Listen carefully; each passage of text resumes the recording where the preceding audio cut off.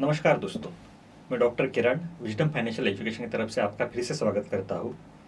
Wisdom financial education एक ऐसा channel जो बनाता है फाइनेंस को इजी, आसान, आपको इन्वेस्टमेंट डिसीजन लेने में आसानी हो, इसलिए हम वीडियोस बनाते हैं और आपको पोस्ट करते हैं। तो पिछले हफ्ते हमने एक वीडियो पोस्ट किया था और हमने आपको ये कहा भी था कि फंडामेंटल एनालिसिस के ऊपर हम सीरीज पोस्ट करने वाले हैं, है ना। तो पिछला हमारा पहला लेक्चर था फंडामेंटल एनालिसिस के ऊपर, पहला एपिसोड था। उसका टाइटल था फंडामेंटल एनालिसिस का फंडा क्या है। तो आई रिक्वेस्ट, जो कोई लोगों ने वो अगर नहीं देखा हो तो वो फिर से देखिए। वो देखने के बाद आपको ये एपिसोड देखने में काफ़ी मज़ा आएगा। तो आज हमारा फंडामेंटल सीरीज़ का दूसरा एपिसोड है। इस फंडामेंटल एनालिसिस की सीरीज़ को हम आगे लेके जाएंगे। तो आज का हमारा जो एपिसोड है उसका नाम है फंडामेंटल एनालिसिस का एनालिसिस एपिसोड 2, इन्वेस्टमेंट का राइस प्लेट मार्केट कैपिटलाइजेशन। अभी ये सुनने के बाद आप थोड़ा चौंक जाएंगे, अरे ये क्या फंडा है। तो इन्वेस्टमेंट का राइस प्लेट और मार्केट कैपिटलाइजेशन, इसका क्या रिलेशन है। तो ये हम समझ लेंगे बहुत ही आसान तरीके से। हमने कहा है कि हम फाइनेंस को इजी बनाते हैं और ये हम आपको बताएंगे अभी फाइनेंस को हम इजी कैसे बनाते हैं। तो सबसे पहले हम ये सीख लेते हैं कि राइस प्लेट होता क्या है ना। तो इंडियन राइस प्लेट क्या होता है, उसको थाली भी बोलते हैं। तो हम लोग जब घूमने जाते हैं तो बीच रास्ते में होटल पे रुकते हैं। तो होटल में पर जाने के बाद ये एक कॉमन ऑर्डर होता है ना, भाई भैया एक राइस प्लेट दे दो, है ना। या जब भी कोई हम कॉलेज लाइफ में थे तो हम सीखने बाहर गए थे, हॉस्टल में रहते थे। तो वहाँ भी जब हम जाते थे खाना खाने के लिए मेस पे जाते तो हम लोग बोलते तो वहाँ क्या मिलता, राइस प्लेट मिलता था। तो ये rice plate, Indian rice plate थाली का ये फंडा क्या है, मतलब ये इतनी फेमस क्यों है। तो इसके लिए हम उसके कंपोनेंट्स देख लेते हैं। तो उसमें इंडियन राइस प्लेट में क्या क्या आता है। तो देखो, कॉमन चीज़ें तो उसमें आती है, रोटी चपाती, है ना। सब्जी आती है, एक ग्रेवी वाली सब्जी होती है, एक ड्राई सब्जी होती है। दाल राइस रहता है तो वो घी भी डालते हैं उसके ऊपर।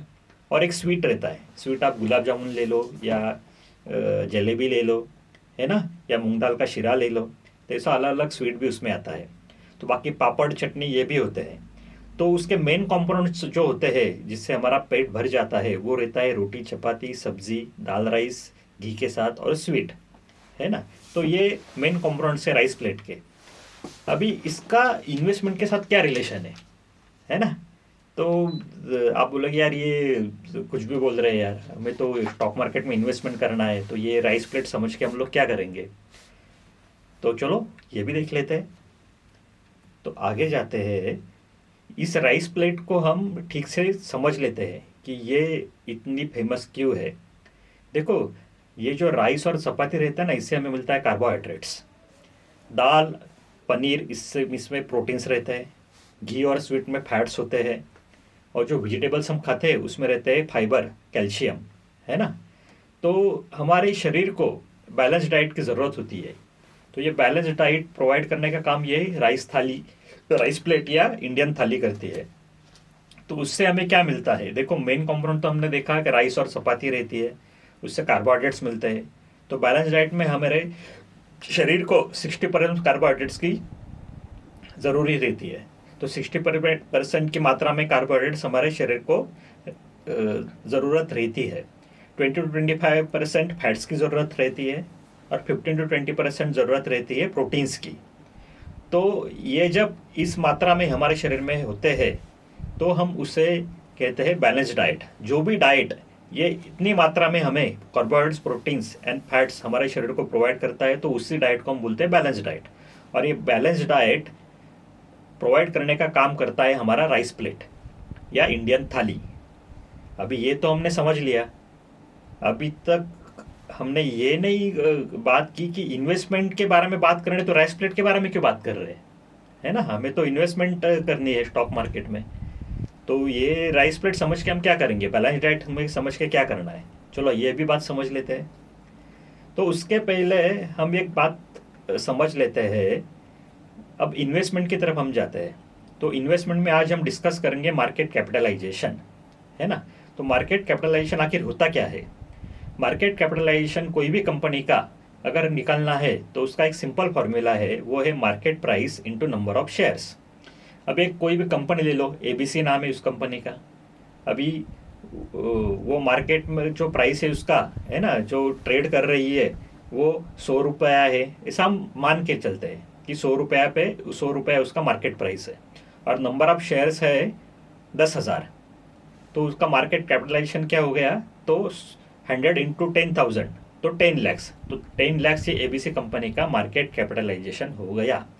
तो मतलब ये कंपनी की वैल्यू है अभी मार्केट में कि 10 लाख है ना, तो उसमें 10,000 जो शेयर्स है वो उस कंपनी के शेयर्स है, और उसकी जो वैल्यू चल रही है, उसकी जो प्राइस चल रही है वो 100 रुपीज़ है।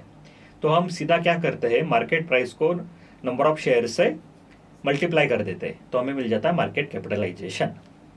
तो मार्केट कैपिटलाइजेशन अगर हमें समझा है, तो ये मार्केट कैपिटलाइजेशन के हिसाब से कंपनीज को हम क्लासिफाई कर लेते हैं, उनको डिवाइड कर लेते हैं। देखो स्कूल में कोई क्लास रहता है, देखो ना बच्चे रहते हैं, तो एग्ज़ाम होती है, तो एग्ज़ाम के बाद टीचर मार्क्स बताते हैं, तो वो रैंक भी निकालते हैं। तो रैंक कैसे निकालते हैं, जिसको सबसे ज़्यादा मार्क्स है वो फर्स्ट आया, उसके बाद जिसको ज़्यादा मार्क्स मिले वो सेकंड आया, फिर थर्ड, फोर्थ, फिफ्थ। तो अगर अगर 60 बच्चे हैं तो उनको उनके मार्क्स के हिसाब से वो रैंक दे देते हैं। तो कंपनी जो रहती है शेयर मार्केट में, उनका भी ऐसा ही होता है, जिसका सबसे ज़्यादा मार्केट कैपिटलाइजेशन है वो नंबर 1 पर रहती है कंपनी। ठीक है, तो लार्ज कैप कंपनीज कौन सी रहती है, तो मार्केट कैपिटलाइजेशन के हिसाब से जो जितनी भी पहली 100 कंपनीज है, पहली 100 कंपनियां है जिनका मार्केट कैपिटलाइजेशन सबसे ज़्यादा है, उनको हम बोलते हैं large cap. Top 100 companies are large cap as per market capitalisation. तो 100 के आगे 101 से लेके 250 तक जो कंपनीज रहती है उनको हम कहते हैं mid cap.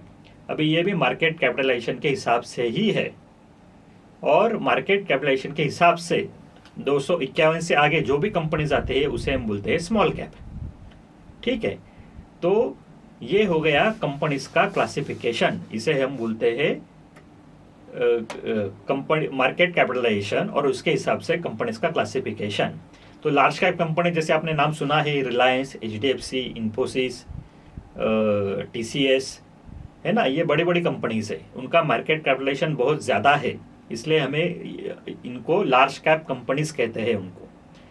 Mid cap companies में आप देखो, इंड्योरेंस ले लो, डिक्सॉन ले लो, हमारा BSC ले लो, BSC का भी चर्चा है, BSC कंपनी हो गई, तो ये मिड कैप कंपनी आ गई। उसके बाद आ गई small cap company. Small cap companies मतलब वो ज़्यादा फोकस में रहती नहीं है, ये मार्केट कैपिटलाइजेशन कम रहता है, इसलिए पब्लिक डोमेन में या प्लेटफॉर्म में उनका नाम ज़्यादा किसी को मालूम नहीं होता है। लेकिन फिर भी एक CDSL जो आपने सुना है, एक डिपॉजिटरी है, जो शेयर्स बाय करते हैं उनको डिपॉजिट करने का काम ये CDSL करता है, तो एक प्लेटफॉर्म है। तो ये CDSL जो है वो स्मॉल कैप कंपनी है। तो ये हो गया हमारा मार्केट कैपिटलाइजेशन, और उसके हिसाब से कंपनीज का क्लासिफिकेशन। अभी पहले तो हमने सीख लिया राइस प्लेट का कंपोनेंट्स, उसमें क्या क्या होता है। उसके बाद हमने सीखा बैलेंस डाइट। बैलेंस डाइट में क्या क्या होना ज़रूरी है, वो क्या होता है, कार्बोहाइड्रेट, प्रोटीन्स और फैट्स की मात्रा कितनी रहनी चाहिए। और उसके बाद हमने सीखा मार्केट कैपिटलाइजेशन, और उसके हिसाब से कंपनीज का क्लासिफिकेशन। तो अभी इसका रिलेशन क्या है वो हम देख लेते हैं। अभी ये इन्वेस्टमेंट का राइस प्लेट कैसा दिखेगा, देखो लार्ज कैप कंपनीज हो गया हमारा कार्बोहाइड्रेट्स, जिसका परसेंटेज चाहिए 50 to 60% हमारे पोर्टफोलियो में। अगर आप स्टॉक मार्केट में इन्वेस्ट करते हो, कंपनीज के शेयर्स बाय करते हो, तो उसमें से 50 to 60% ये लार्ज कैप कंपनीज के ही होने चाहिए। वो रिप्रेजेंट करते हैं बैलेंस डाइट के कार्बोहाइड्रेट्स को। कार्बोहाइड्रेट्स का काम होता है हमें एनर्जी प्रोवाइड करना, एक प्लेटफॉर्म बनाना, है ना, गाड़ी का जैसा प्लेटफॉर्म रहता है ना, एक फ्रेमवर्क होता है, वैसा फ्रेमवर्क बनाने का काम ये कार्बोहाइड्रेट्स करते हैं, जिससे हमें ग्लूकोज मिलता है। तो हमारे पोर्टफोलियो का जो फ्रेमवर्क है, जो मेन प्लेटफॉर्म है, ये बनाता है लार्ज कैप कंपनीज, इसलिए उसकी मात्रा चाहिए 50 to 60%, है ना। मज़े की बात है, बैलेंस डाइट है कि नहीं, बैलेंस पोर्टफोलियो। उसके बाद आती है मिड कैप कंपनीज। अभी मिड कैप कंपनीज क्या रिप्रेजेंट करती है हमारे बैलेंस डाइट के? वो रिप्रेजेंट करती है फैट्स को। उसका परसेंटेज कितना रहना चाहिए? 20 to 25%। तो अगर आपके पास 100 रुपया है, वो इन्वेस्ट करते हो, तो उसमें से 50 से 60 रुपया आपके लार्ज कैप कंपनीज में इन्वेस्ट करने चाहिए। उसके बाद 20 से 25 रुपये हमारा मिड कैप कंपनीज में इन्वेस्ट करना चाहिए। अभी मिड कैप कंपनीज फैट्स को रिप्रेजेंट करता है हमारे बैलेंस डाइट को। अभी फैट का काम क्या है? फैट का काम है हार्मोन्स का प्रोडक्शन करना, इंसुलिन देना। हार्मोन से हमें क्या मिलती है? किक मिलती है ना? तो मिड कैप कंपनीज का रिटर्न्स लार्ज कैप से ज़्यादा होता है। अगर रिटर्न जब हम ज़्यादा देखते हैं तो हमें किक मिलती है, अरे नहीं मुझे अभी अच्छी तरह से इन्वेस्ट करना है, इसका रिटर्न्स अच्छा है। उसके बाद आता है स्मॉल कैप कंपनीज। अब ये स्मॉल कैप कंपनीज क्या करता है रिप्रेजेंट? ये प्रोटीन्स को रिप्रेजेंट करता है। हमारे बैलेंस डाइट का जो प्रोटीन्स जो हिस्सा है उसे रिप्रेजेंट करने वाला है स्मॉल कैप कंपनीज। इसका परसेंटेज कितना चाहिए? 15 to 20%, है ना? तो 100 रुपये में से 15 से लेके 20 रुपये तक हम स्मॉल कैप कंपनीज में इन्वेस्ट कर सकते हैं। अभी प्रोटीन्स का काम क्या है? प्रोटीन्स का काम है अलग तरह के एंजाइम्स बनाना, हमारे बोन, टीथ, हेयर्स, है ना? ये बिल्डिंग ब्लॉक्स करते हैं हम उसको, ये इसका काम है प्रोटीन्स का। तो कार्बोहाइड्रेट्स जो है लार्ज कैप कंपनीज, इन्होंने हमारा इन्वेस्टमेंट का एक फ्रेमवर्क बना दिया। इस फ्रेमवर्क के अंदर फैट किसका डाला हमने? मिड कैप का 20 to 25%, है ना? अभी फैट तो डाल दिया, अभी उसको एक मस्त ऐसा शेप देना है हमें, है ना? एक वेल टोन शेप हमारे बॉडी को कैसे आता है? मसल से आता है, बोन से आता है। वो किससे मिलता है? प्रोटीन से मिलता है। तो इन्वेस्टमेंट का जो शेप मिलेगा ये स्मॉल कैप कंपनीज के रिटर्न से मिलेगा, 15 to 20%। तो ये हो गया बैलेंस पोर्टफोलियो। तो आपको क्या करना है? बैलेंस डाइट को याद करना है, बाकी कुछ नहीं। और बैलेंस डाइट को याद कैसे रखेंगे? अपना राइस प्लेट, इंडियन थाली, है ना? तो ज़्यादा डिफिकल्ट तो है नहीं।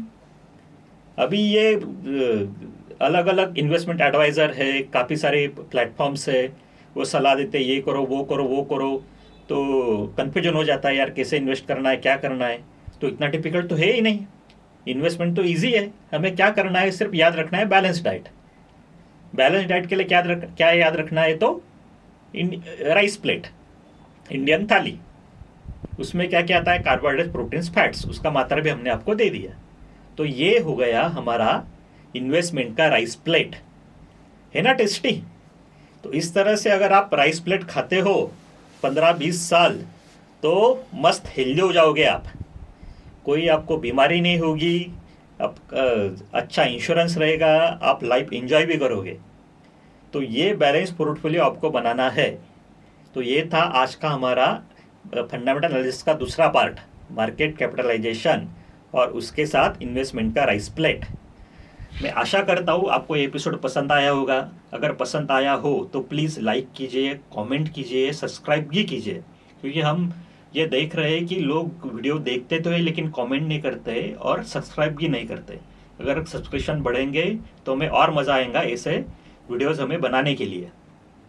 तो अगले हफ्ते हम फंडामेंटल एनालिसिस का तीसरा पार्ट लेके आएंगे। वो क्या रहेगा वो तो हम गुलदस्ते में रखेंगे, है ना? वो ऐसे ही हमको एक सरप्राइज देने वाले हैं। तो तब तक आपकी विदा लेता हूँ। चलो, जय हिंद, जय भारत।